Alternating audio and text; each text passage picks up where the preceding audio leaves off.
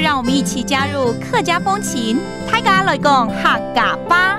The biggest area in Taiwan for betel nut production is in Pingdong, but these shallow-rooted trees can lead to landslides on mountains and require lots of herbicides. So the government is trying to steer agriculture in a more sustainable direction. The Hakka people in Pingdong have taken up the challenge, growing cacao trees instead, and using the beans to make chocolate and even natural cosmetics. One company on Dawu Mountain grows organic coffee beans in their own special Hakka flavor.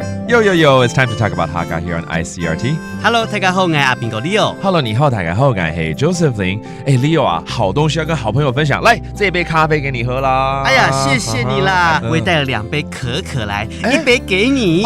谢谢。对哦，你好像比较喜欢喝可可哦。其实2样我都爱喝啦。差不多啦。可可咖啡其实就是兄弟嘛。对。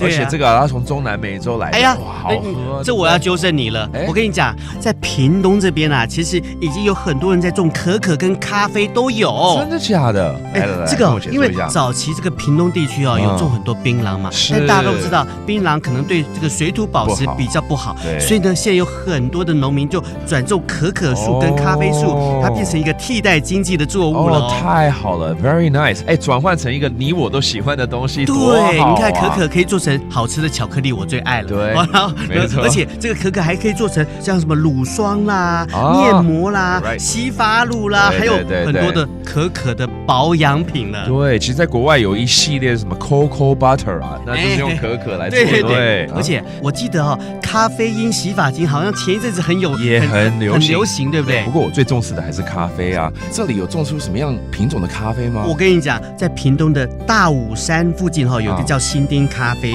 这个新丁咖啡啊，新丁伴大家都听过嘛，就天儿子那样子。对。所以呢，这个农场主人呐，他就种出阿拉比卡咖啡，就像他自己的小孩一样。他是用有机栽培的方式去栽种的。很棒啊！光是听了，我的精神全部都来了耶。我们来教几个单词，包括你爱吃的巧克力怎么说 ？chocolate。巧克力。巧克力 ，that's chocolate。然后咖啡的话又怎么说？咖比，然后咖比很香啊，就很雄嘛，对不对？所以就咖比雄。that means the coffee smells great. And remember, betel nut is bad, OK？ 我们还是要呼吁大家吃槟榔有害健康了哈。就该少食槟榔，安尼对身体看不好哦。没错 ，That does today's talk about Hakka here on ICRT。什么大家？俺只说张来了。客家风情由客家委员会监制。We Love Hakka has been brought to you by the Hakka Affairs Council.